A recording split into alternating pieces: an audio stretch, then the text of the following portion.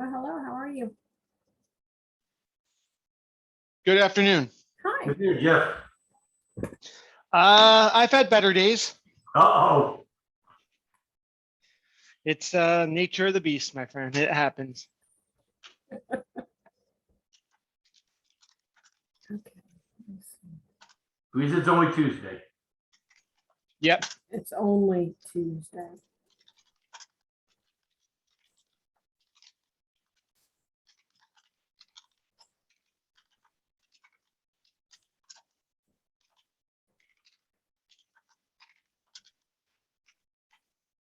And I will be looking for your insight, Jeff, on the risk assessment and also they're not going to go into specific detail on the information technology audit, but whatever thoughts you can provide would be greatly appreciated.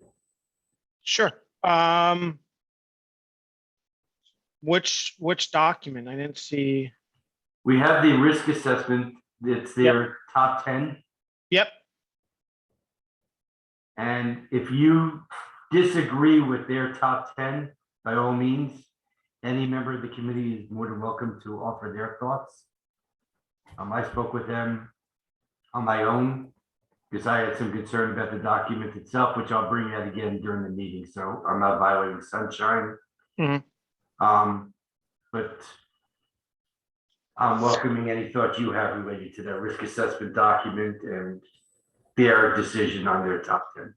Yeah, like I said, and a lot of the feedback I gave to them is from a business perspective. I do not have a lot of audit compliance background in the education field, so I do think that kind of their input and the input from the other members is very valid. So we could talk about that in more granularity as everyone gets on and we start digging into it. Perfect. I see Mr. Carrington is joining us. And Hello, sir. I see Ava from RSM. We have Weiss. Good and afternoon, Gerard. all. Hi, Gerard. Hi. And I think Clara is also. Hi, Clara. How are you?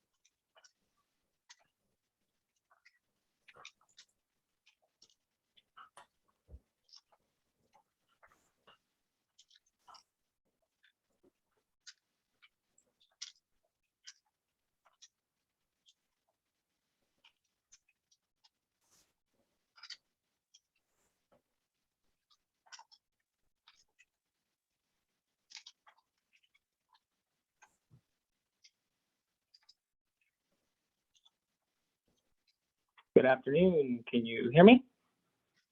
Yes, we can, Weiss. Good afternoon. Hey, how's everyone doing? Wonderful. Just waiting for 3 more members of the committee to join us. We do have a quorum. However, I would like the opportunity for the other 3 members, Mr. Wiss, Mr. Sund, and Mr. Swank, to join us.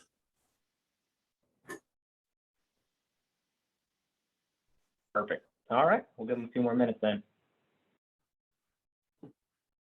And Dawn, I don't see any members of okay, Mr. Swank just joined us. Yeah, I just admitted a bunch. So Kathy's coming on. Mike Gatewood's coming on. It's lining up the share screen items. So very.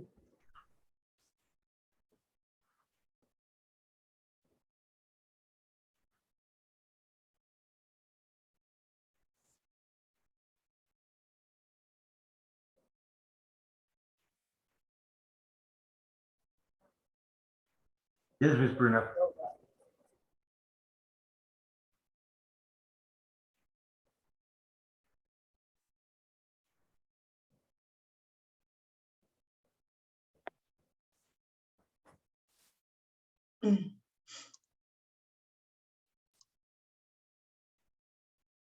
Hi, can you all hear me? Yes. I can, yes. Oh, I got it.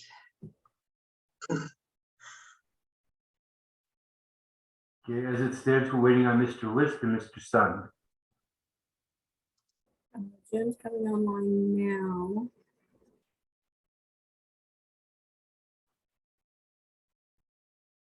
I see Mr. List is joining us now.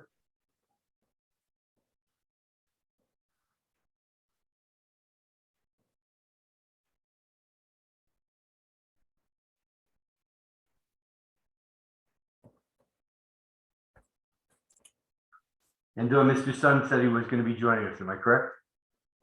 Yes, yes. Okay. Ms. Gittens, I'm admitting now.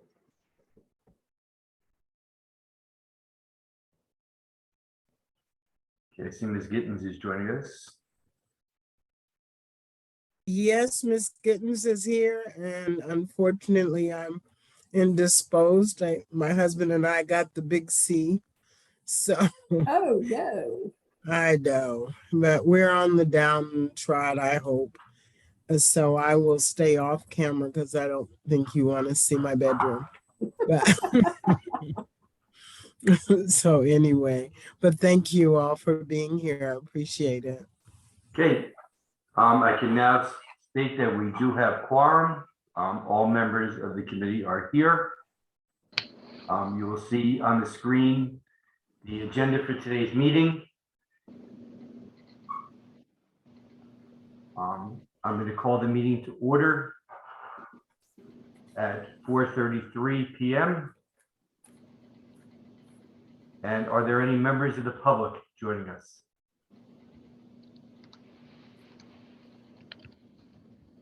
Hearing none, I will close the public session. Ms. Gittens, is the new superintendent going to be joining us for this meeting, to your knowledge? I am not sure, but I will make an inquiry real quick. Who else is on for the district? I see Ms. Lecter. Whom else? I have Mike Gatewood, Mr. Freeburn. Okay, is the chief on as well? Is he supposed to be on this one? Mr. Newland, Yes, he is on vacation. he's on as well. He's on vacation. Oh, okay, all right. I do Ms. know Gibbons, he- I will check and see if Dr. Bernier is planning on attending. Okay, thank you. And I do know Dave read the email I sent out earlier with all the attachments, but I do not know if he was planning on joining. Okay, all right. Well, while we are waiting for that, Chair, do you want to move to the next item, or do we need the superintendent here first? No, we will move forward from that item, keeping that one open. Okay, Next item on the agenda would be the minutes of the March 16th meeting. Have all committee members had the opportunity to review the minutes of that meeting? Yes. If so, I would welcome a motion to approve the minutes of the March 16th meeting. Motion. Gerard. Thank you, Mr. Carrington. And can I get a second, please? Second. Thank you. Okay, we have a motion and a second. Is there any further discussion regarding the minutes? Hearing none, I entertain motion to approve. All in favor? Aye. Any opposed? Hearing none, the minutes of the meeting are approved unanimously. Ms. Gittens, Mr. the Cohen, next item on the agenda would be your board report. Do you have anything that you feel the committee should be made? And I privy to? Mr. I Cohen, believe someone was trying to speak. yeah, Mr. Cohen, excuse me just a moment. I have a Wanda Archie. Is she with RSM or is she public? I'm with RSM. Okay, thank you. I just saw an unfamiliar name. I wanted to make sure. Okay, and did Kelly return yet with the superintendent? I don't see her. Yes, Okay. I did return. Dr. Bernier is actually at the airport catching a flight right now, so he will not be attending. Okay, All right, I knew that he was going to be out of town, but okay, so I will keep it brief. Basically, I want to give kudos to the chair. I think since the last time we met, the presentation was made to the school board, unless my brain is foggy right now. But I just want to say thank you for all the work that everyone is doing and for the support of this project. And I thank RSM for joining us. And I do believe that we are on the right track to moving ahead and making sure that all compliance and everything is done. I will say that one of the things we have as a board voted on doing and have begun, and maybe Mr. Bruno can speak to it as well, but we are in contract with a company called Neola that does our board bylaws and policies. And they are well known. I see some head shaking. So they are well known across the state, especially for working with districts on updating policies. And it's really exciting to me because we have some policies that have been there and not updated for, we won't even say how long. And it's difficult when you're just working internally to keep up with it. It's a massive job. And kudos to Mr. Bruno and her staff for even bringing it forward and getting it past the board to go ahead and use Neola. That's all that they do. That is their job, and they know exactly, what we need. For example, when there's a statute like the governor's last one that starts July 1st with the parent involvement and the parents' rights. So when that happens, we have to make sure we're in compliance. And with the help of Neola, they'll be able to help us do that quicker and more concise and make sure that we are in compliance with everything.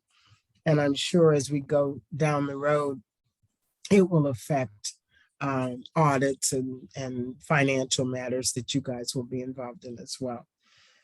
So, Mr. Bruno, you want to add anything to the Neola contract, explaining that?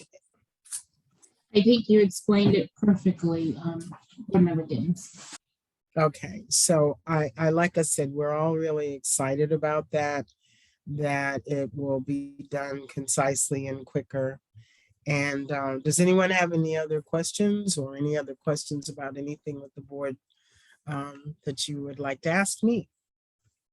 Ms. Gittens, the only request I'm going to make to the board is when those policies are approved, if we can ensure that our auditors receive copies, that they have it within their work papers for subsequent audits. Yes, and Attorney Bruno, how does that work as far as sharing that with RSM? So our policies are always on our website, so you can always find the school board policies. As we're going through the transition, there will be some policies that are updated in our current format that are Neola policies, but the goal is to have all of the policies fully adopted by May 2023. So if there are policies that deals with audits, we will ensure that the committee has a copy of them. And, and it's better for your auditors to pull those as they're executing projects too, to pull when needed in case there's been changes, et cetera.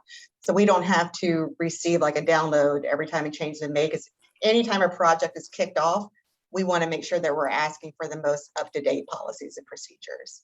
So that's part of our process as well. Okay. And that was part of my request and the reason for it. What I do want RSM having to do is log on to our website on a daily basis to find which policies have been approved. So if we can notify them as policies are being approved, they can at least have it within a metric that they can utilize and pull it in accordance with audits to be performed. And to the best of our ability, the auditee should advise RSM at the commencement of the audit of any changes to policy. So my question is this, there's gonna be about 600 or so policies that will be coming forward and probably another 200 or so process documents and then another 100 or so related documents. So we're looking at over about 1,000 documents that'll be coming forward. Do you want us to provide you with every document as it's approved by the board, or do you want documents that are specifically relating to audits? I just want to make sure I have clear direction. No, we don't need all of the documents. Mr. Bruno, what we'll do is as projects are executed, we'll be asking for the most up-to-date policies and procedures. Okay, and I would. So I'm just sorry. to make sure I'm clear, so like, let's say you're doing an audit on safety and security, what you would want is any policies relating to safety and security. Is that what I'm hearing? I just want to make sure I'm clear. So it takes safety and security. It depends on what we're looking at from that perspective. And that's part of our kickoff, our information gathering process in the requests that will be made.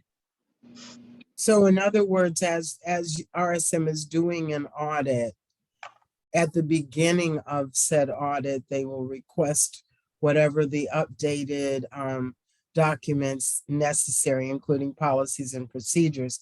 And at that time, we would provide you with all of the information that's updated that you need. So it's not necessary then to, I guess, bombard you with all of the different changes that will be made. That is correct. And I think along with that, as you know, as we're going through this process, making sure that the ones that you ask for have the most updated date on them. And it may be that you ask for something that we haven't had it updated yet. Correct. And it may need to go to the front burner. Is that okay, Attorney Bruno? Yes. Okay. All right. If everyone's clear, and Chair Cohen, is that fine with you? What I would actually look for, and I'm sure it's a document that the vendor will be providing, is a list of all policies that they're going to be reviewing and probably a status update so that everybody's on board. Because what I don't want anybody doing is assuming that certain policies are applicable and RSM says, boy, I wish that we had known about this new policy that may have been put in place that had not existed prior. So I would like RSM to be privy to the full list of policies, and when the board receives status updates on those policies, RSM could either be included within the communication, so this way they can go through and determine for themselves which policies are applicable.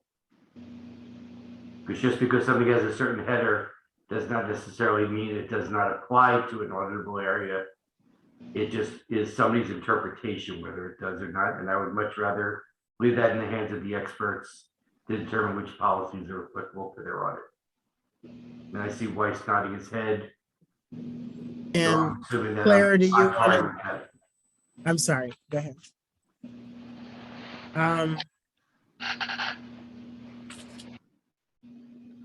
I don't know.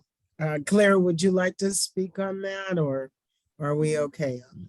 I think we're good. There's gonna be a lot of changes. There's gonna be a lot of changes coming to move into new. Right. And I some, you know, and until we can kind of get a handle on the changes, I'm sure there will be a list that is out there. I think what they're saying is, rather than to overwhelm them with all of the changes, to let them know which policies they need. And the list it's public record, will be out there, that these are the policies, because they come before the board, that these are the policies that have been updated and all of that. So I don't know. I'm not concerned. I mean, I think one of the first steps that we take when we kick off an audit is we get with the process owner and we Right. jump on their website and we do a search, and any applicable relevant policies and procedures we take a look at. If they're not updated, usually you'll get a little finding that says you haven't updated your policy. If the policy is good, let you know. And if the policy needs to be changed, we'll also let you know in an observation or a finding. So that's really one of the first steps. We don't necessarily just rely on the owner, but we go out there and do a little search ourselves. Thank you, Ms. Murphy. I think we're good, Ms. Gittens. Okay, and are there any other questions for me regarding any board activity or potential? Any And members when of the do, committee? I think that's it. When do we meet again? Just question. Do we have a meeting in July or no? The first week of August, Okay, I believe August it's August 3rd. 3rd. August 3rd would be our next meeting. okay, awesome, because I did want to make a statement if there's an election coming. But I have August 3rd, I can at least say something. All right, and for me, I guess that's about it. And thank you again for all that you all do. And let me know if there's any other questions. You know how to get in touch with me. Thank you very much, Ms. Gittens. Okay, we're going to get into the crux of our discussion now, which would start with RSM's presentation. Let's start with the status of the audit follow-ups that you were performing. I know we received a document from you. And I don't know which representative of RSM would like to discuss that. I can certainly speak on it. I'll just give kind of a brief update just to highlight some of the things that we included in that dashboard. But as you know, we have 3 audit reports that we're following up on: human resources, facilities, and purchasing. We're already vetting some of the things that we have seen through testing of HR and facilities. Only a few requests that are outstanding there. And then purchasing, we have one more discussion scheduled just to kind of talk through something that we've seen there. So I think we're still on track to deliver in August, that August 3rd meeting, along with our IT report. So everything seems trending in the right direction.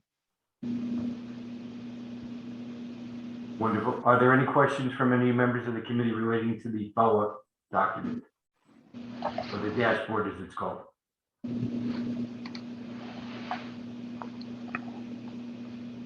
Hearing none, I'm going to close. Nothing. Was there somebody? I'm sorry. Nope, I was saying nothing. Okay. With that said, I'm going to close item number 7 on our agenda. Let's open up item number 8, which is the status of the information technology audit. Sure, I'll provide an update on that, Mr. Cohen. Matt Blundell from RSM. The IT audit right now, we are done with field work and have completed our initial draft of the report. We have shared the report with management and are preparing in the next couple of weeks to discuss the observations in the report with the superintendent. And then, of course, we'll be bringing that report to the August 5th audit committee meeting in closed session to discuss with you all. Wonderful. Are there any questions that any of the committee members have relating to the information technology audit? No. Obviously, with that having findings, there would not be much room for discussion. With that said, let's close item number 7 on the agenda and open item number 9, which is discussion of the audit risk assessment document. Hi, everyone. This is Clara Ewing with RSM. I'm just going to do a quick introduction. We have a lot of team members on the phone, so I just thought I'd just quick introduction of all of them. So it's myself. We've spoken a few times now. I'm glad to be back and presenting your top 10 high-risk areas of function. We also have on the line Jennifer Murtha, our engagement partner. I believe she was at your last meeting. I was out of the country. We have Matthew Blondell, who spoke, our project director, Weiss Campbell, and we also have Wanda Archie, who represents our technology and security and privacy team. So we've just asked her to join, see if you have any questions on one of the areas that we have proposed on here. Our previous discussions, we spoke about performing a risk assessment. Oh, and sorry, Ava Ava, I can't see your face, Ava, only what I see everyone else's face. But Ava Dorsami is on the phone too. She are on the line as well. She's our project in charge and was part of this process into developing the top 10.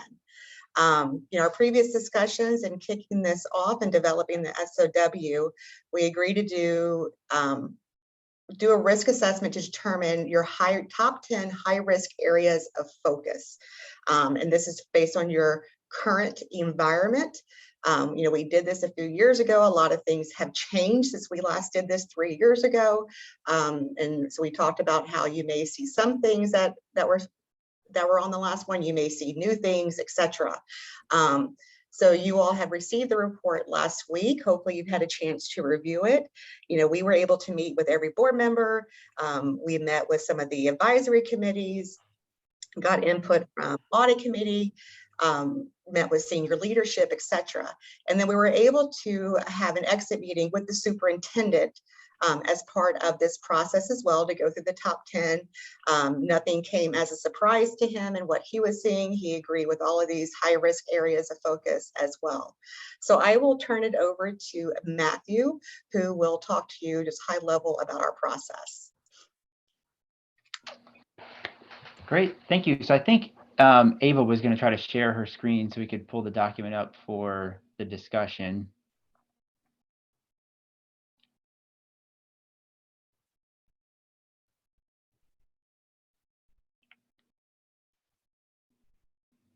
Great. So we can probably go straight to page 3. I think that's probably going to be the easiest place to start, which is kind of like the executive summary of the document.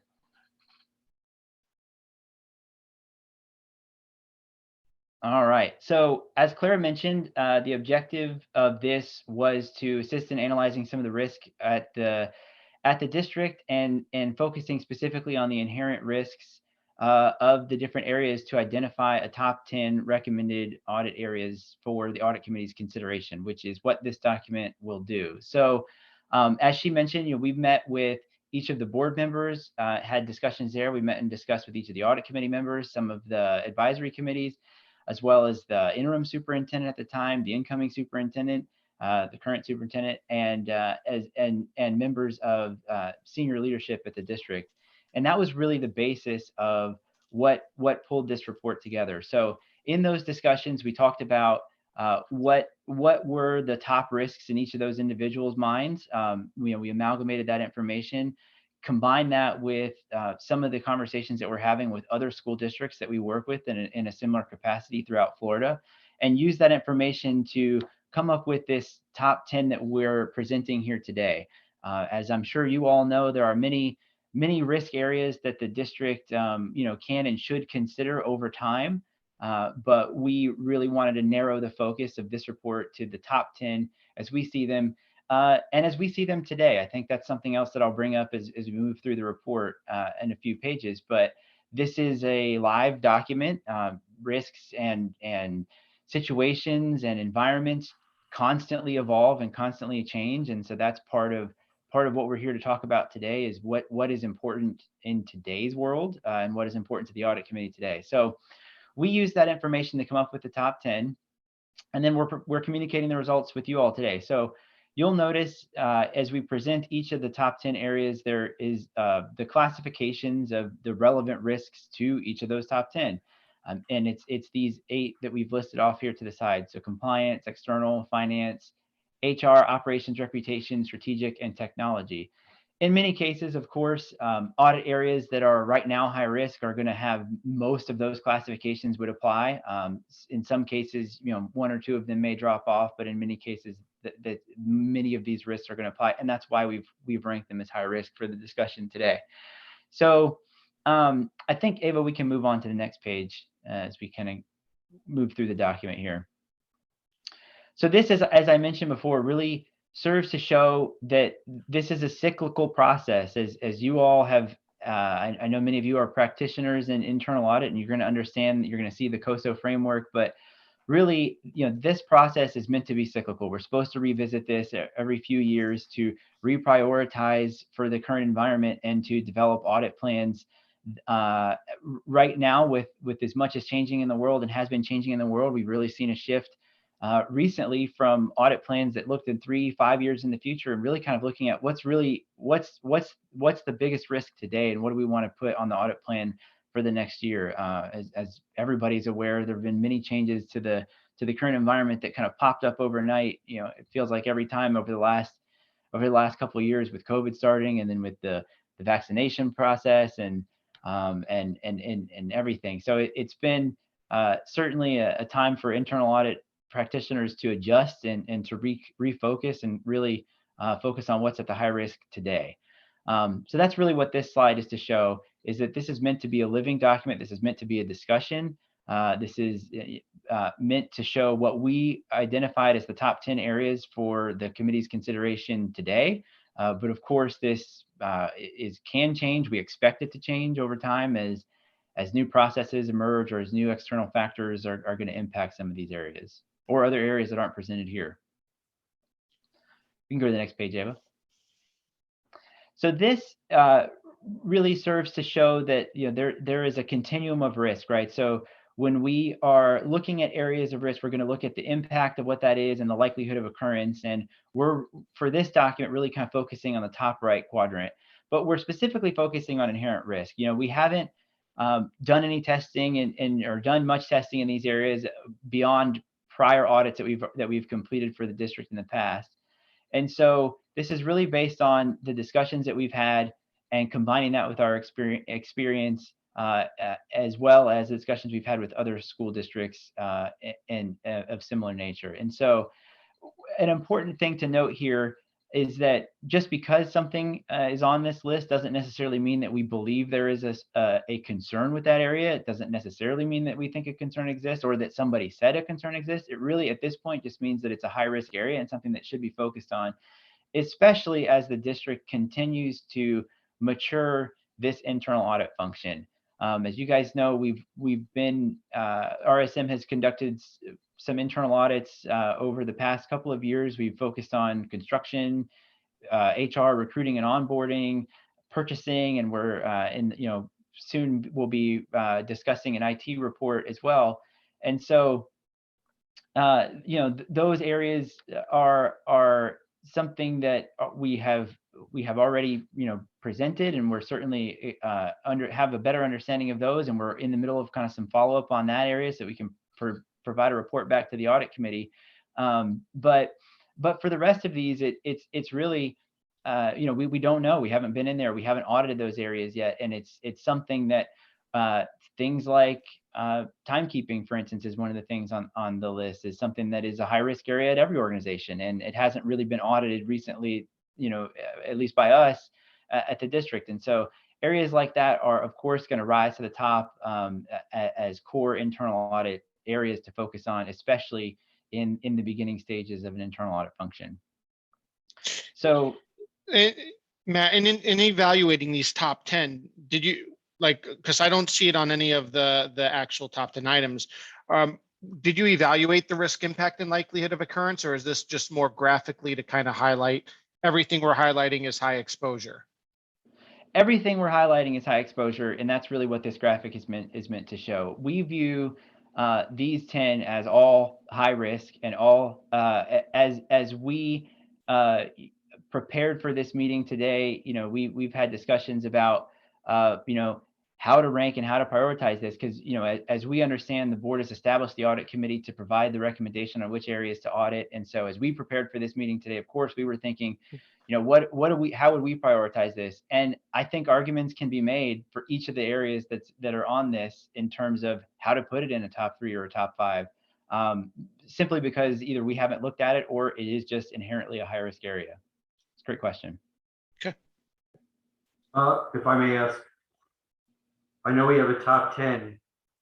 Are there other areas that just fell slightly out of the top 10, but are still high exposure? So I think that's a great question. Of course, I mean, we have to draw a line in the sand somewhere, and so we drew it at 10 for the sake of discussion and understanding the environment that the internal audit function is in at the district now. That there are, of course, finite resources. We can't necessarily expect to do 10 audits in a year, but rather, 3 to 4 is probably more of what we would expect for a district of this size. And so, not trying to look too far out into the future, we did limit it to 10.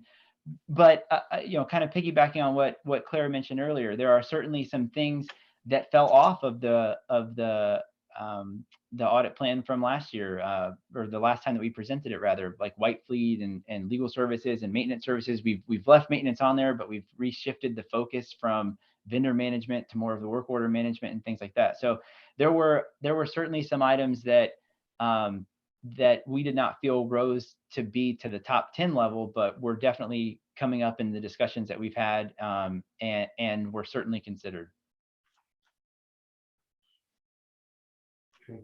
I guess where I'm coming from is, and I know you didn't rank these in any particular order, but I just want to understand, are there any other areas where we may deem that area to be slightly higher risk because of, I won't call it inside information, but just having been involved with the district longer than you have, that we think that it should have potentially bubbled up into the top 10. So I would really appreciate if you could provide us maybe with 3 to 5 that didn't make the top 10 but were really close. And I don't know if you have that information available. The other benefit I think for the committee would be what metrics you utilize to determine high risk. I know you used inherent risk, but I'm sure you have weights and scoring that you utilize so that you can determine whether or not something does make that top 10. Right, and I can provide a little bit more clarity too, Matthew. So as far as the weights, as Matthew was talking about, all of these areas rose to that quadrant. So we're looking at the various risk classifications: compliance, the external factors, finance, operations, reputation, strategic risk, technology, etc. So we're taking all of that into effect, when we're honing in on what the top 10 areas should be. Did we have conversation whenever we're developing the top 10, maybe we're kind of on the cusp? Yes. So let's take vendor management for example, the maintenance vendor management. That was on the last current top 10 because of the current environment during that time. They had just been written up by the Auditor General of having some issues from a vendor management perspective within maintenance. The Auditor General has since come back in, and those observations have been cleared as part of their follow-up. So as Matthew said, this particular example, we modified. Maintenance is high risk to any district based on our experience and what we've seen. So we kind of modified on how to look at maintenance, and maybe this time it's not from a vendor management perspective, it's more from a work order process. Even down to, and we'll talk, we'll get into the areas as well, but we're talking about contract compliance. One of the things that we had talked about when we're selecting departments, we're thinking about those departments that tend to be higher risk. Again, I'm going to pick on maintenance right now. Maintenance is one of those areas. Or even from a timekeeping perspective, I'm going to throw transportation in there because we did have discussions about transportation, but there's only so much we can audit from that perspective. But one of the areas from a timekeeping perspective is the various schedules, etc., overtime.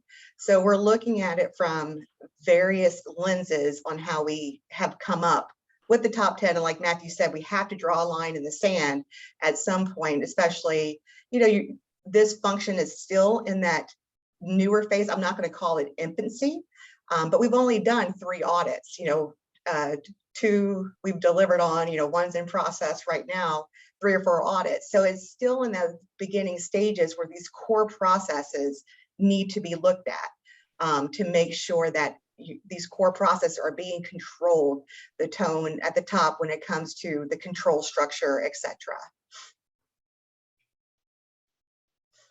And I do recall, Clara, that when we were discussing this a couple months back, one of the things I asked is whether they were evaluating, ranking via a numeric scale quantitatively. And I think what Matthew came back with is it's more qualitative based off of the feedback from the various members of the district and the board, that's the main driving factor, that it's not so much quantitative as it is more qualitative based off of the feedback you're hearing. Is that accurate? Yeah, that's one of the factors, but we're looking at also what we've seen historically with Florida school districts itself, the current environment for Florida school districts. So there's various other factors. It's not just based off of the conversations. That is one of the factors that we are considering. But all qualitative in nature. Like you can't Correct. quantify kind of the current environment per se, but you could see kind of what are the current elements that are driving that factor. Okay. Correct. Thank you. That's And if you then- want to and- continue. And then to your point, Mr. Cohen, if you think there's particular items that you would have expected to be higher risk or higher rated, that's something you could bring up with the other audit committee members, and we could evaluate as a group if we think that those potentially pose a more substantial risk to the district than some of the 10 items that were highlighted. I appreciate that, Mr. Davis. Thank you. All right, Ava, if you want to go to the next page, this is really just a listing of the individuals that we had the pleasure of meeting with at the district. And so we wanted to provide that just as some context for the discussions that were had. So the next page is the top 10. As Mr. Cohen mentioned, these are not in a particular order. These are just listed here in alphabetical order, and in the rest of the document, they're also in alphabetical order. So I'm going to turn over the presentation reins to Weiss, who will walk through at a high level each of these top 10. And then, we're certainly happy to answer questions as you guys have them as we go through the document, or we can run through everything and then answer questions at the end, whatever your preference is. I think if you can go through, that would be great, and then we can cover it towards the end. Perfect. Weiss? Perfect. Well, I appreciate it. I'm happy to be here and talk everyone through these top 10 items that we have. Just to reiterate, though, these are in alphabetical order. They should be considered comparable in severity. So I'll start with on page 8 here, and what I'll do for each of these is just walk you through the factors that contributed, why it's included in this report, as well as some of the review strategies that we would be considering if one of these are selected. So starting here with charter school monitoring and compliance, through these discussions, through our research, we noted there are 23 charter schools that operate in the district, pretty large number. These charter schools operate a budget of nearly $90 million, so pretty material, and they comprise nearly 20% of the district schools. So we're not talking about a few schools, it's a pretty significant number. Obviously, the school board is responsible for sponsoring the public schools, but they don't operate the schools. Those are operated independently of the district. And there's some pretty strict requirements as it relates to compliance with Florida statute, and the district is responsible for overseeing the planning and the monitoring and the reporting of all these charter schools. So at the time of our report, one of the factors that contributed here was there's actually only 2 coordinators within the grants department who are responsible for monitoring compliance, and that's for all 23 charter schools. So, with a need for sufficient, adequate monitoring controls just to monitor the operational and financial disruptions that may take place to students and obviously the student learning, there's a big risk there. So the objective of this specific review would be just to evaluate the design and the effectiveness of the controls that are in place for managing compliance with statute, but not just statute, but also the charter contracts that we have in place. So this is certainly one of those items that we see on a lot of our audit plans, just given the high risk nature of charter schools. But that's kind of the general overview of how this got onto the report here. Any thoughts, questions? I have one. Weiss, if the charter school is non-compliant and there's some sort of recourse taken by a parent or some other entity, is Lee County School Board liable for any of that financial repercussion? So legally, do they have liability for certain non-compliance if there's any litigation that comes out of that? That would be more probably from the attorney. Just to give a little bit more, make sure I'm on mute. Make sure we just give a little more color about when we're typically brought in to look at charter schools. The districts are under stringent guidelines on how they can control the charter schools. Mm-hmm. Typically,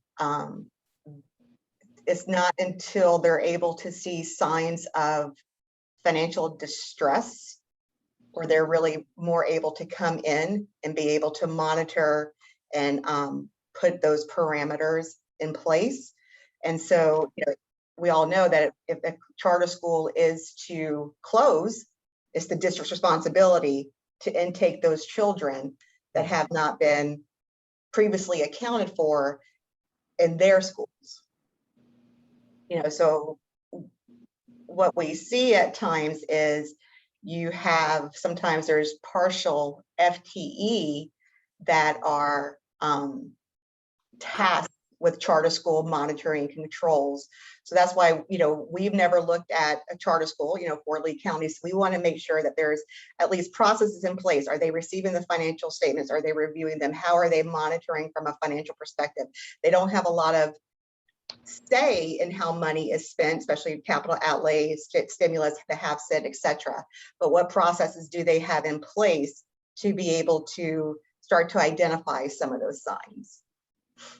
Does that include performance school or charter school performance? That does not include, from our perspective, it does not include charter school performance for something from an internal audit perspective. Okay. Clara, if you could, I'm reading the review strategy, and we're really just saying that the testing is going to be ensure compliance with Florida statute and the district's current charter contracts. I don't know if we want to add in any financial component, because this appears to be just strictly a compliance audit as opposed to potentially financial auditing as well. Well, Mr. Cohen, and I think that's what she's trying to say. They're evaluating the district's controls, monitoring the financials of the charter. So it's our control, or it's the district's controls. They're not monitoring the financials themselves. They're making sure that we being Lee County School Board, are monitoring the financials. So they're not going to look and say this charter is in financial distress. They're going to say, did you look to see if this charter is in financial distress? Well, And like I also, said, and go ahead, Paul, Mr. Cohen. no, there's also disbursement of monies from the district to the charter schools. And the controls that surround the disbursement of monies. And I think that's what they potentially would look at, is how we manage or monitor those disbursements. Right, no, and I understand that, but if I'm a third party who's not on this call right now, and I read the review strategy, it speaks nothing to financial components. It speaks strictly to compliance with statute and the charter contract. It appears to strictly be a compliance audit, as opposed to there is a financial component to it, because we are reviewing the district's process for disbursements of monies to the charter schools. We can add some additional verbiage. Okay, that's all I'm looking for. Yeah. Because otherwise, all the other boxes really don't mean a lot. It's really just a compliance audit. I did have a question on this one, because in my conversation with the team, this was something that didn't come up. So this was one of the few items that I was surprised to see on the list. Is this then primarily coming from your experience? This was not something that there was a request from district staff, board members on? This came up during some of our conversations. Okay, so this was also requested from the district side. And then in this, will we also be monitoring compliance when it comes to the state has issued some new guidance for the application process and taken some authority back to the state side? Will that be addressed here, or are we looking specifically on monitoring what we're doing to monitor the performance of the schools?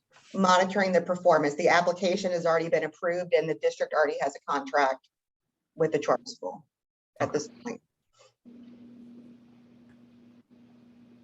Okay, thank you, Mr. Sun. Okay, I'll leave it back in your capable hands, Matt, or Weiss, if you want me to move forward. Yeah, let's move. We can go ahead and move to page 9 here. We'll speak to the second item here. So contract compliance is the name of this item, and we're really just this item encompasses all of our contractual agreements, and we speak to here that could include vendor agreements, those some pretty large agreements. And while certain aspects of the purchasing function that are in place are centralized, many of the high-risk areas, such as the contract administration and the monitoring of those contracts, are decentralized to the individual departments or the contract owners. So procurement does assist in initiating and selecting contracts, but each end user, department or school is responsible for managing compliance for their own contracts. So that decentralized approach certainly can bring, some significant risk. So the objective of this review would really just be to, again, come back to the system of internal controls to determine whether those controls are effective at promoting and encouraging effective contract monitoring and administration. So we outlined some of the items that would be included in our review from a procedure perspective. This could include contract execution and administration procedures, vendor monitoring, how we're monitoring our vendors, an analysis of the high-risk areas for existing contracts, and obviously some testing of compliance just to evaluate whether those controls are operating as they're intended to. And this is really, again, just to ensure that we have appropriate procedures in place to manage contracts, given some of the decentralized processes that we do have for managing them. And Weiss, how does this differ from vendor management and vendor monitoring, considering every vendor has to have a contract, contracts with a third party, every single contract? So how does that differ? So it is very similar, but what we also see is that there can be many different types of contract vehicles. So one of the things that this would touch on is the appropriate contract vehicle in place for this, right? So if it's a vendor that's providing a widget, that's something like a commodity, maybe a PO is sufficient with the attached terms and conditions. But then if it's something that's more like a service, a purchase order might not be the most appropriate use of that. And so part of this would certainly touch on that as well. But vendor monitoring, it would certainly be included within this as a component of the contract compliance, because that would certainly be one of the controls that we test. If we were to look at, a sample of different departments, we'd look at, of course, the controls that they have for monitoring that. And if there are requirements in the contract, performance requirements, let's call them, in a contract, the question that is sampled, the question to the department would be, how do you monitor to make sure that the vendor is actually meeting these performance metrics? And so that would be the vendor monitoring aspect of it, as well as some other things too. But sure, great question. Vendor monitoring is certainly a component of contract compliance. But I see the scope of this being particularly challenging. Just as you mentioned, any PO in theory could be a contract. So how are you going to manage the breadth of that scope? Because every single department in theory is in scope to this assessment. So what we typically do is narrow the focus to one or two departments each time. And then we might do something like this every year or every 2 years, where we kind of do different departments on a cycle. So we might narrow the focus to, just as an example, 2 departments and pick a few contracts within each department. And then next year do 2 more. And then the next year, 2 more, and kind of cycle through the departments that way to assess the controls. Because like you said, if it's very decentralized, each department is probably going to have their own process and their own controls. And so, the specific approach to this comes, if we decide to do this and we talk about which departments we want to focus on first, or maybe since it's the first one, maybe we pick one contract from all the departments and kind of go that route, and then maybe use that to narrow the focus for a prior audit. So, hey, can I jump in here for 1 second? So, Mr. Davis, that's a good question. Mr. Blundell, that's a good explanation. And I'm glad you asked that question, Mr. Davis, because in my mind, I was correlating planning with this contract compliance, because it stands to reason the planning department's going to be offering the largest purchase orders / contracts. So, and that's one of my key areas just personally. So, I am deeply interested to see where this kind of goes going forward, just to kind of see how the bidding processes are, the level of fairness with bidding processes, how stuff is actually put out to bid, how vendors are chosen. So it seems like a good starting point. And I think to Mr. Davis's point, it is this seems like this one could be spread around a bunch of different divisions, we'll call it. But just from my 2 cents, it makes I would prefer to see something high level, like planning. We're talking 50 million, $100 million contracts, probably start there instead of just getting 500 sheets of paper. That's my 2 cents, so. And what I would appreciate also is identification of your sampling methodology. You kind of alluded to it, that you weren't quite sure whether it was going to be one contract per department or whether or not you're going to choose several departments and look at a select number. So I would welcome hearing from RSM as to your sampling methodology prior to commencement of this audit so that the audit committee can be on board with your thought process. Sure. And if we were to sample specific departments or a number of contracts, that would be, if this is picked by the audit committee and then, approved by the board, let's say, when we go to actually write out the statement of work to spell out the specific objectives and scope, we would of course include the relevant information that you're speaking to, Mr. Cohen, in that statement of work so that it was kind of defined ahead of time. And I think the other issue, and I'm glad you mentioned about the board, depending on the scope that you opt to go through, this could be a 75-hour audit. It could also be a 750-hour audit.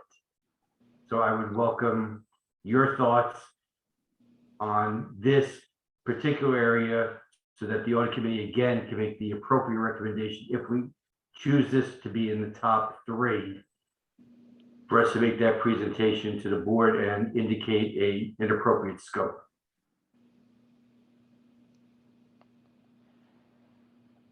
So,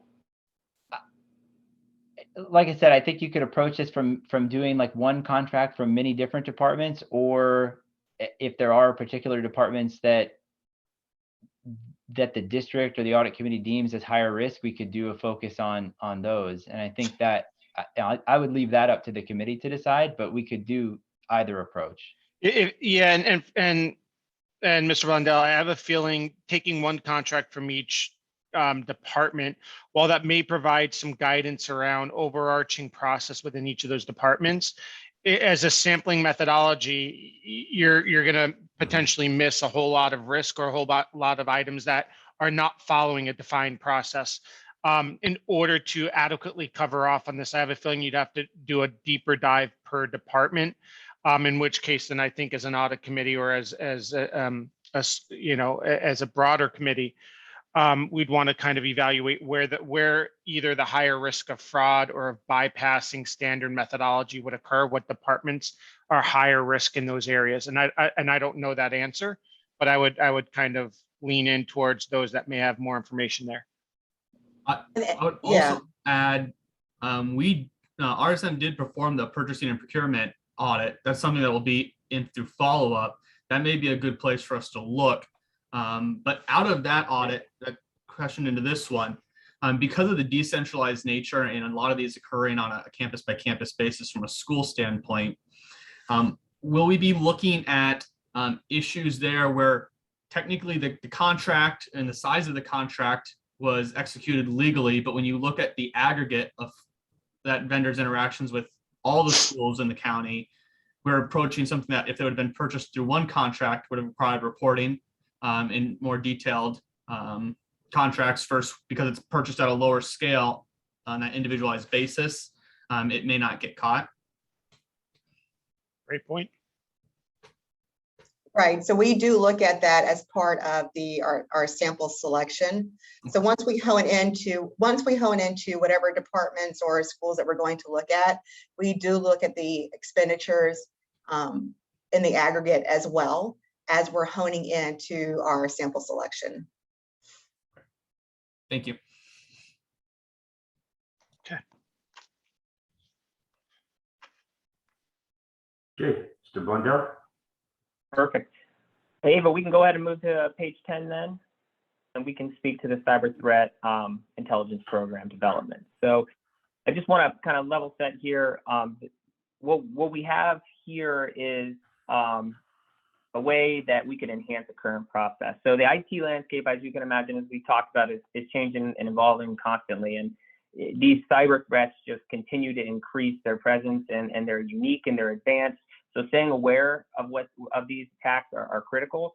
And this CTI program that we're referring to here is really designed just to assist in understanding whether any data is leaked and whether it is available or advertised across different sources. That could be your underground criminal forums like we have listed here, the dark web, or even just in general, any other public source documents. So while the district does intake and monitor threat intelligence, there's not a formal full-blown CTI program that's built out that would assist the district in identifying key components, such as creating threat models, identifying PIRs, facilitating workshop with stakeholders. These are the type of things that our review would be intended to assist with, to enhance the current processes, to ensure that all of the sensitive data is protected and it's not leaked, and that there isn't anything out there that shouldn't be. I know we have Wanda on the call. I just want to defer to the expert if there's any additional context you want to add to this item. No, I think you did a great job covering it. Basically, the best benefit of taking a more formal approach to cyber threat intelligence is it allows you to be more proactive rather than reactive when there is a cyber attack. Because the question is not when is there going to be a cyber attack, or not if there's going to be a cyber attack, it's when. And so being able to actually have the preparations in place right now rather than responding later on is the best way to go. But Weiss, you did a wonderful job. Speaking of CTI, you definitely have me fooled that you're on the CTI team. And I just want to make sure I state for the record, for the minutes, we're not saying that anything is wrong. We're just saying this is a high risk area, especially just given the sensitive nature of this topic. We are not saying that we have identified a problem. We're saying that it's high risk and it should be looked at, and we could help the district provide additional enhancements in this area. So are you talking about actually conducting purple team or desktop threat analysis, or is this just more theory and looking at documentation, process, and methodology? So purple team could be incorporated into CTI activity, but overall, cyber threat intelligence programs really establish threats that are already out there and how they're going to target your organization. So it takes a more hands-off approach to looking at that. So what we're saying that you should do is establish which kind of threat actors are targeting you, what the malware landscape looks like, how you can better disseminate technical information across a variety of teams in your organization when there is an attack. From a more bottom line perspective, a cyber threat intelligence team is able to identify the threats that are already out there on you and provide executives any kind of takeaway in budgetary decisions on how to move forward from such a threat.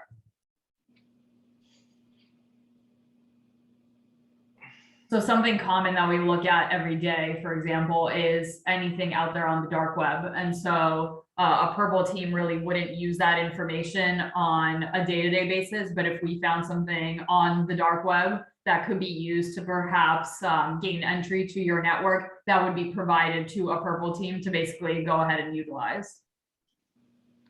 So it's just an analysis of what. So this is just an evaluation and analysis of what's out on the dark web already to see if we have plans in place in case that's leveraged for a breach. That's a component of threat intelligence. What we're saying here is that you should build out a program that would do this and more in-house. So a team that would be looking at dark web sources every day, a team that would be looking at how this threat landscape matches up to your strategic priorities, et cetera, as part of a more program development phase rather than the actual execution of it. And is this in line with what other school districts have in place? Because this seems pretty robust for a school district when I compare it to Fortune 200 companies and how robust their CTI programs are. It is definitely more on the advanced side, but as we always say, it's better to be more proactive rather than reactive. And it does bring a lot of credibility across the industry when you are the mover and shaker. So you want to be the first person or, the top 5% that's doing something like this versus the bottom 5% that's getting attacked and has no idea what to do. Yeah, the only, and the reason why I'm pressing a little bit is my only concern is, are we trying to run before we can crawl? My question is, we're working a cyber security assessment right now. If we're missing certain more core cybersecurity components, I'd probably want to focus on better endpoint, better perimeter detection, MFA. If those items are missing, is it better to spend our focus on those areas versus something that's a little bit more advanced from a threat detection perspective? I understand the need and the desire. As it relates to CTI, I'm more concerned if we were to do a desktop exercise, how our existing cybersecurity team at the district would do. I'd almost be more interested to run a desktop exercise, a live scenario, to see how they respond and use that to drive potential improvements or secondary audits. You know what I mean? Yeah, and I think that totally makes sense. I think the reason why we brought this up in the first place is because you guys are already doing baseline level of threat intel. And Okay. so that's why we thought it was extra important for you to formalize the program even further. Fair enough. Okay, that's fair, Wanda. I appreciate it. Okay, Mr. Campbell. Perfect. Well, if there's no more questions on this, I'll move to the next item. Here, the half-cent surtax. So as I'm sure you're aware, in November 2018, the half surtax was voted and approved, and it was really approved to support improvements to the district schools. So that tax went into effect on January of 2019, and it will remain in effect for 10 years, I believe, yeah, through 2028. And when we looked at the recent district change for change report, which reports on this, we noted there's been 275 million collected in sales between March of 2019 and June of 2022. So a pretty significant amount of funding. And we know quarterly the Oversight Committee reviews all expenditures using these sales tax funds. And it's really just to evaluate whether funding is being used as it was intended to, some of the initial initiatives that were decided. And so I think from our perspective, an audit of the Surtax program could include detailed testing of the financial reporting that is provided to the Oversight Committee and the board by the district. So we would do detailed testing of related procurements, and as well as some of the revenue and expenditure reporting, just to ensure everything is accurate, it's complete, and that the information that they're using to govern this process is complete and it's accurate. And I think the idea would be this would be an opportunity to promote some transparency with such a large amount of money, and just build some of that public trust as well, and how those funds are being used. And given the referendum was so contested, and this was on both the 2019 and 2022 rank, I would tend to agree with you, Weiss. Yeah, commonly brought up as well in our discussion. Okay, any other questions? Perfect. If not, let's move on to the next item. Love it. We'll move here to page 12, the maintenance service and work order processes. So as we discussed earlier, some changes. We had something related to maintenance on our prior risk assessment. It's slightly revised, focused more on the work order processes now. So I'll just provide a little bit of insight. So the maintenance department specifically is responsible for a variety of things, which includes repairing and upkeeping the grounds, buildings, equipment, assets, etc. And so they have about 160 positions, so a pretty substantial department. But there has been some pretty substantial turnover in the operations division, which includes the COO, which I believe remains vacant currently. And so although many preventative and repair functions are performed with in-house labor, the size and scope of maintenance as a whole throughout the district does require the use of third-party vendors for specific services. So this review, what we would be looking at just to evaluate the system of internal controls that exist for promoting compliance, not just with like the laws and administrative rules that are in place, but also processes for procuring goods and services, management and administration of the vendors, work identification and how that work is prioritized, work completion and review, how those processes are performed and documented, the utilization of the work order system and the efficiency of that, as well as some internal performance monitoring that may or may not exist to evaluate their internal performance and their ability to serve the district. So obviously a critical aspect of the district and that work order process is obviously a big component of that. So that's why we have this included. It looks like there's a little bit of crossover with the contract compliance as well. Am I correct in that statement? I'm sorry, I think mine broke up. There is a bit of crossover because part of this could include, understanding what the maintenance department is doing in terms of, administration of their vendors. Historically, when we've done these audits, we focused on mostly just making sure that, when contracts are coming up for expiration, that there's an appropriate process in place for the department to either re-procure through an RFP or extending the contracts or something like that, so that there's not a lapse in service there. We've seen in many other of these audits where we've done where there have been instances where a vendor, contract was up, nobody knew that it was up, and so then it had to be extended for 6 months or a year because there wasn't time to get through the full procurement process. And of course, that just kind of makes the public a little bit anxious, especially if they're trying to go this, on even there's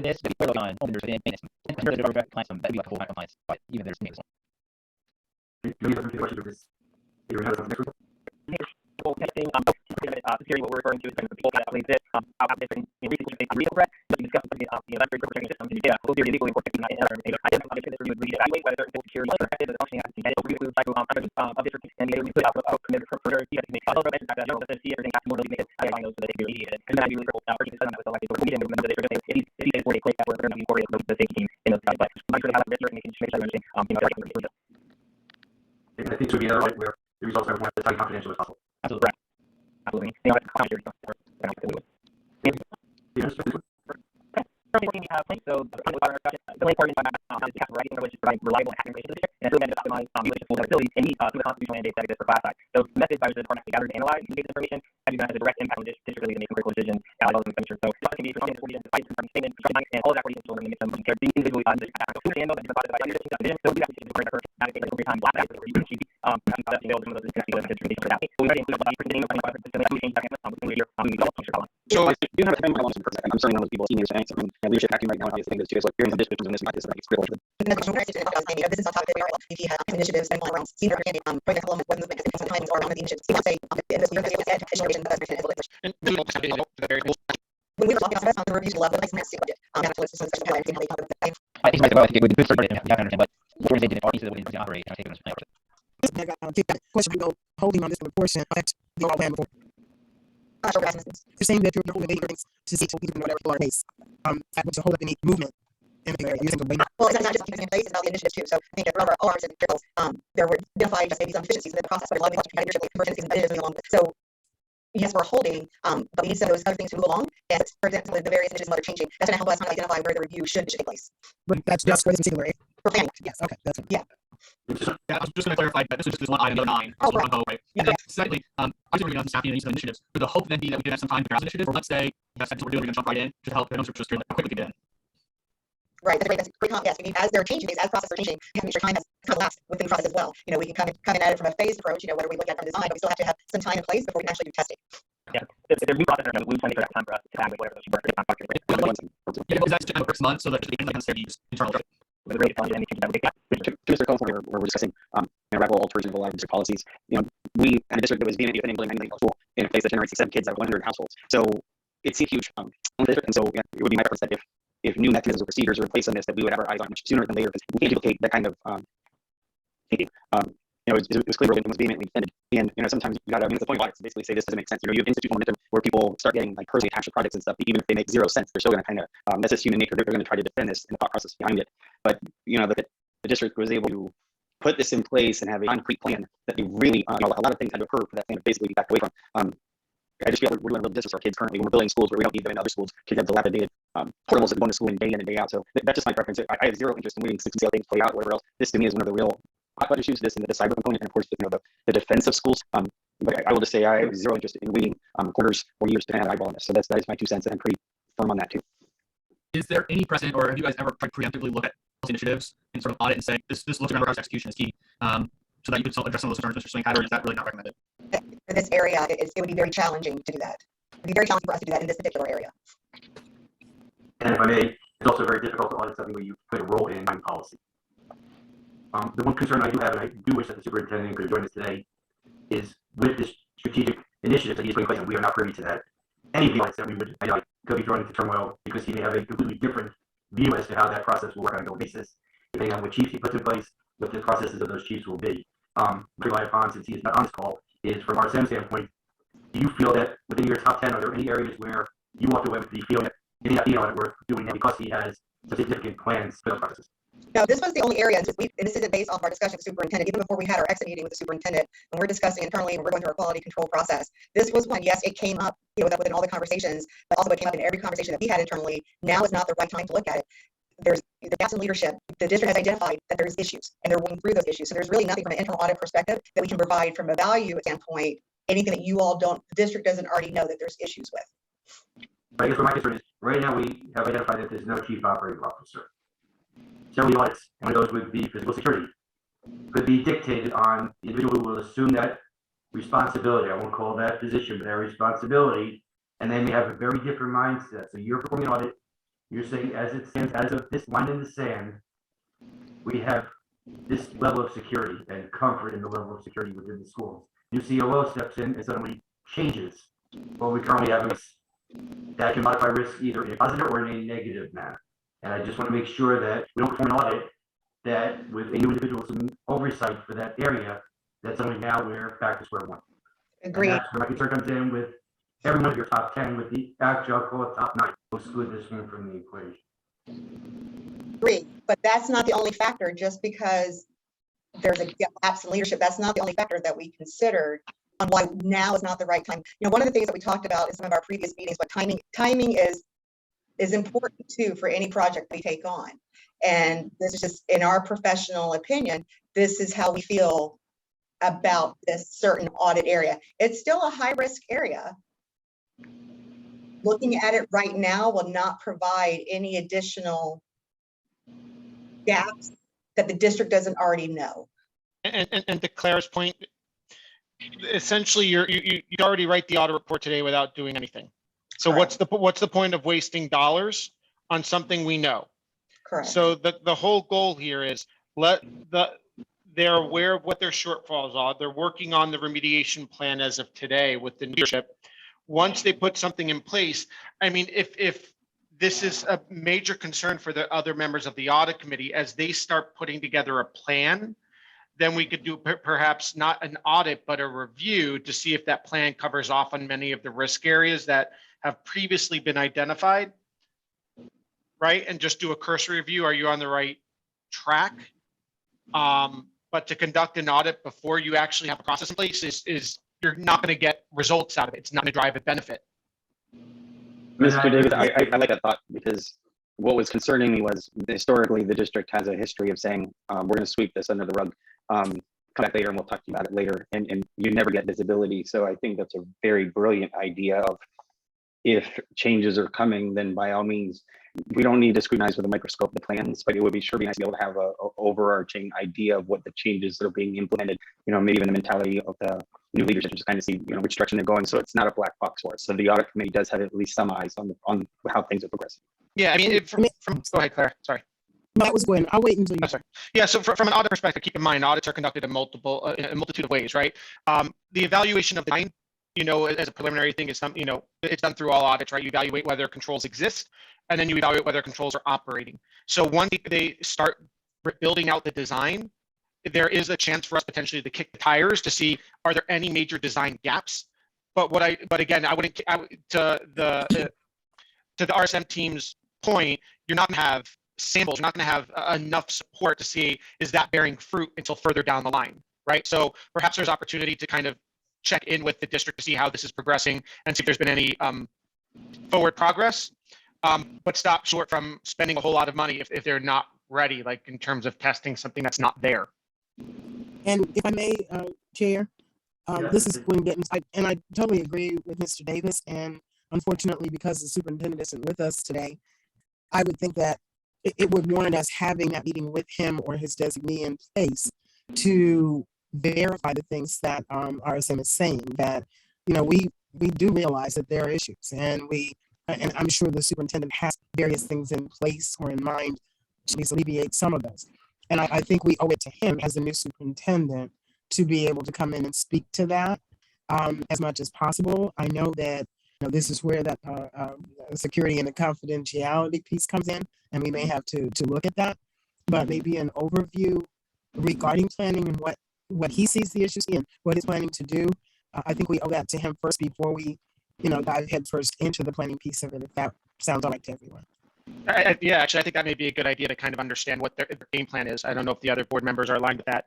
That way he could address the audit committee directly, perhaps. Right. I can look into that and see perhaps at our next meeting, but still at the same time, other things are moving ahead. We can be working at this one as in progress. And I do want to say too, not that it be taken off the list by any means, because we have to realize that in a district this size and the growth that we have, the planning and building and growth is continuous, and it is something that we have to look at. But just stepping back a second and seeing how it's being done, what the future plans are, that may be a different side step from where it was previously. And I just want to make sure there was no miscommunication, Mr. Davis. I was not saying related to this audit, because I do think that this one is not a wise audit to do now.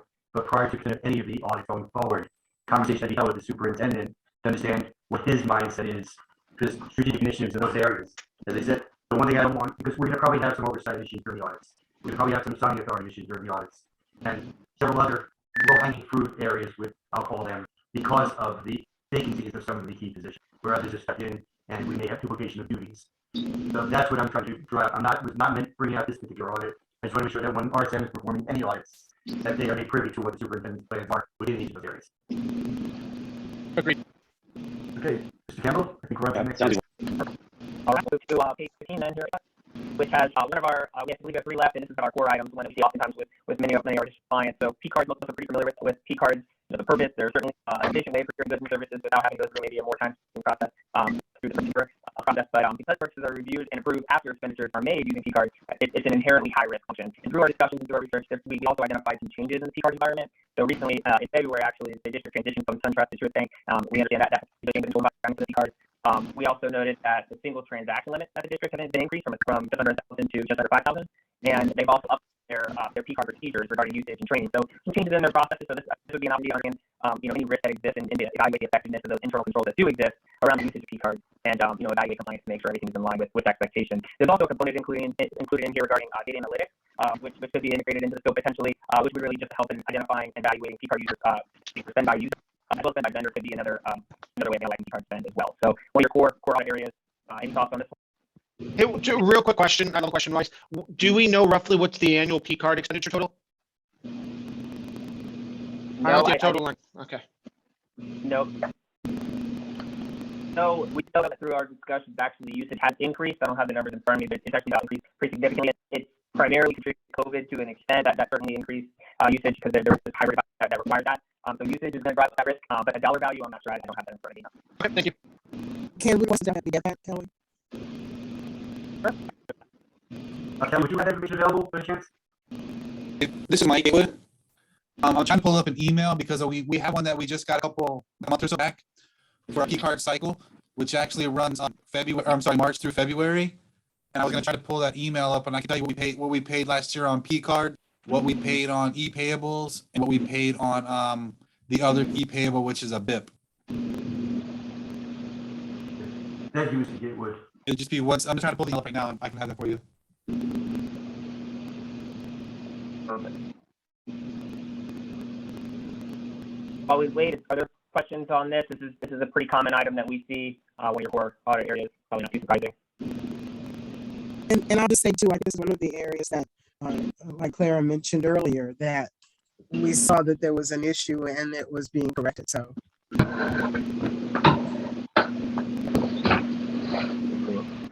Mr. Campbell, while Mr. Gatewood is find that information, what about the next one in the interest of time? Perfect. So remaining, the first one here is stimulus funding. So the result of COVID, there was quite a bit of funding that was provided from the government through 3 separate acts, and that's really to address the impact COVID continues to have on our schools. As a condition of receiving funding, the district is responsible for managing the funding in an efficient and effective way, monitoring the spend, making sure that it's allowable and that it's sufficiently documented, reported. As you can imagine, there's quite a bit of requirements that we have for managing those funds. We also know that the Green Department has experienced significant turnover, specifically in this area. We had 3 different ESSER specialists in the past 2 years. a pretty significant turnover in an area that tends to be, pretty knowledge centralized, because there's quite a bit of information that relates to each of these acts. So seems there are certainly potentially for not. So our primary would be to pass this in place for funding. That'll include processes for reviewing expenses, including those expenses, the completion requirements, how those medical documentation is expected to retain the support fund expended, accounting procedures, and how those accounting, whether we're properly accounting for these funds as the grants require, and then other procedures that are relevant to maintaining compliance. Grants are submitted and they have assurances. We would evaluate compliance with assurances to avoid any potential clawback that could take place in the future by not managing compliance. So a pretty significant financial, risk here, potentially with a large amount of funding that's been provided. And this is again something we see across most districts. Taking a step back and looking at the functioning and governance program around these grants. This item. One question I did have, and one of the years I was wondering why we're not covering it. I can see now why. Would have been grant funding and compliance.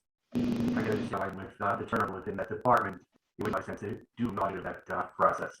I think that turnover when we noted that, it would have been hard and challenging managing team members. Efforts on the normal grants they're monitoring. Just to be clear, the ESSER funds here are in addition to the grants that teams were already responsible for, right? So it's a significant burden that's been brought for managing these funds. And, we don't generally add I'm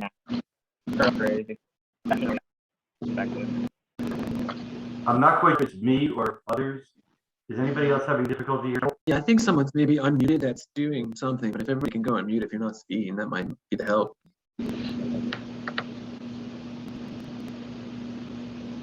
And can I make one comment about the ESSER stimulus funds? That we also always have to consider as well that the distribution of those funds includes union participation and all. So there are a lot of caveats to it.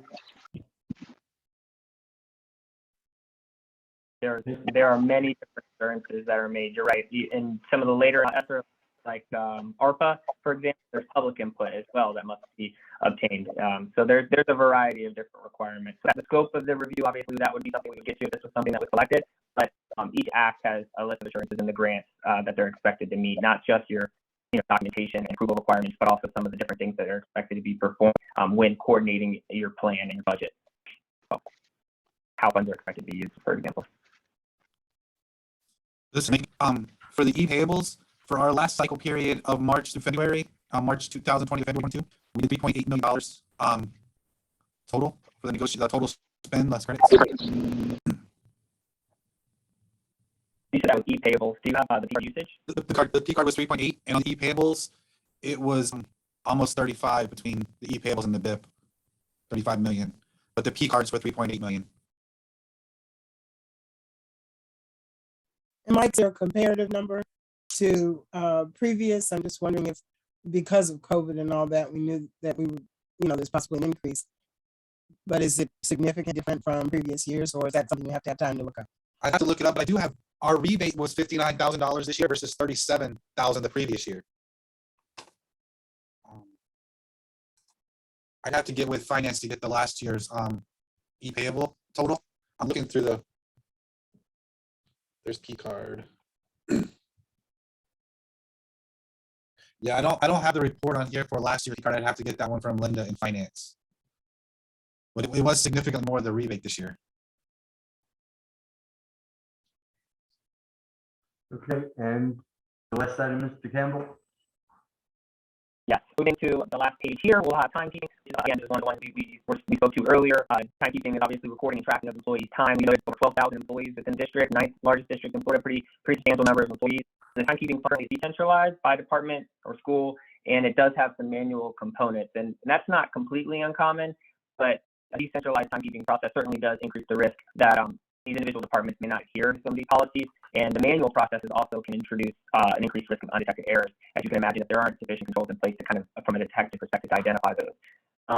We have also noted that the COVID pandemic has added additional challenges to the timekeeping environment, just because they're having to manage these hybrid work environments. Attracting and rotating talent has certainly contributed to increased overtime occurrences and pay for existing district staff. That is just further challenge the timekeeping function. So the primary objective of this audit would be to evaluate the control structure just to make sure that tracking, recording, monitoring, and reporting that there's sufficient internal controls over those aspects, just to mitigate some of the risks that we know exist. That's not just inherent. Our procedures would evaluate records, do some detailed testing to ensure everything was complete and accurate on a sample basis, appropriately reviewed and approved, processed correctly and timely. We can incorporate components as well, such as overtime, making sure the appropriate procedures are performed for pre-approving overtime. And of course, we focus on some of the higher risk areas from a department level perspective, just to ensure that we're really identifying some of those higher risk areas and opportunities for improvement there. Any thoughts on this item? I know we talked about it a little bit in the discussion today. Anyone?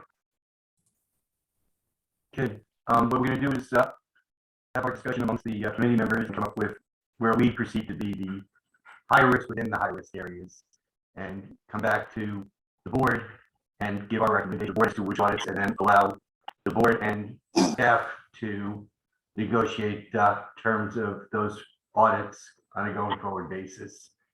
What I'm going to consider this to be is the closure of item 9 and 10 on our agenda for today.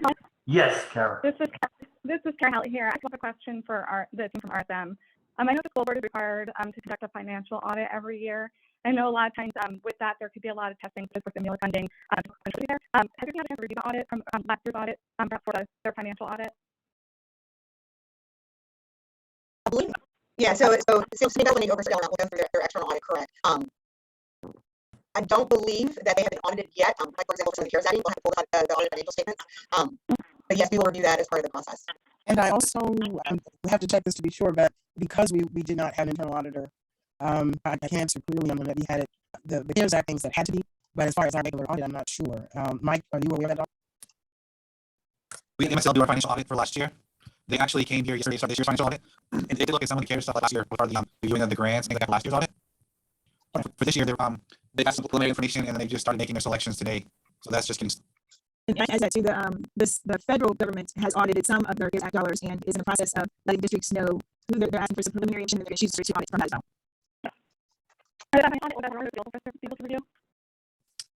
We submitted that information to the federal government. They only get back with, I think, if they have any issues. I can check and see if we received anything. I know my office didn't receive anything back from them as an issue, and I don't know where if they post their audits here. Okay. For the financial audit, I know a lot of times they'll do management. I don't know have information on consistency or anything like that. If that's something that we're able to, I think that would be useful to the group to be able to, just compare that with our top 10 here as well. Yeah, I'm checking if anybody received anything from the federal dollars, but I'm not sure they're different than agency audit. So I'll see if anybody received anything. Okay, thank you. Anything else anybody has of RSM at this point? Just to be clear then, as far as what will go back to the board, the audit committee will decide their information, and that's what will go to the board. That's right. And the audit should not be dictating which audits are done, because that's part of the negotiation process. We, as an audit committee, going to determine which audits we deem should be performed sooner rather than later, and that will be our recommendation to the school board, and the school board can take it under advisement and move forward accordingly. So if I assume that to be that at least the majority of the list that was presented today is fine, it's just the order of priority that the audit committee will be working on, correct? I cannot say that for sure because we haven't discussed this as an audit committee as of yet. And we put together a spreadsheet for the members of the audit committee to see what ours put together in 2019, which was what they deemed to be the risk universe. And for the audit committee to be able to use that as a source document for determination whether or not any of the areas potentially should be included within the audit plan or not, and also for the audit committee also to be able to determine when the last audit that area was and cycling of particular audits as well. And are you looking at a timeline to get back to the board who will get back to RSM to get at least the first one started? I wish I could give you the definitive answer because remember, with an hour budgeted for tonight's meeting, we're already into hour number 2. And I do appreciate everybody taking their time this evening. So it's going to depend on everybody's availability to have a discussion, or that discussion will occur at the August audit committee meeting, and we'll identify additional time accordingly to have that discussion. I don't know if then that's something that we can discuss after RSM. So I thought that's something we can discuss here. We're going to have a discussion this evening, or let everybody digest what we learned because it was a lot of great information, and have a conversation at the next audit committee meeting. Since we're already in the process of performing an audit, the follow-up audit, so we are already moving forward with the plan. I don't think it's going to make a big difference if we make a determination at our August 3rd meeting or make it this evening. Obviously, from a legal perspective, yes, in drawing up the contract, that will play part in it, but we can also see what we do as far as timeline with the board to get the appropriate approval and then move forward with the management process. Does anybody have any further questions for the members from RSM? I do want to thank all of you for your time. It was really appreciated. Just for full disclosure, I want the committee to know that I met separately with several individuals from RSM to get further clarity relating to the risk assessment document, which is why I request that they go into a lot more detail during tonight's meeting, so that for the public standpoint and for the members of this committee, we're all on the same page and understand the rationale as to why those areas bubble to the top 10 on their list. But you can see our universe is probably several hundred areas that could easily have been chosen, but there's not the top 10 list. Again, I want to thank you for your evening, and if you have any further questions, I'd like to excuse the individuals from RSM and move forward with the IT. Paul, Mike again. Yes, sir. The prior amount was $2.3 million, followed by this year at $3.8 million. Did everybody get that? Thank you very much, Mike. Thank you. Okay, again, thank you very much, Clara, Weiss, Wanda, and I don't know if Ava's still on, and Ava. Thank you all for your time. Great dialogue. Thank you. Thank you. Okay, now that they have logged off, I'm going to leave it to the committee's discretion. I think that it could easily take us another half an hour to an hour to go through and determine which areas you audited within the current cycle and which ones we could push off to the next cycle. Paul or Mr. Cohen, in regards to time, if possible, would we be able to schedule audit committee session late in July before the audit committee, before the board meeting, to have that conversation?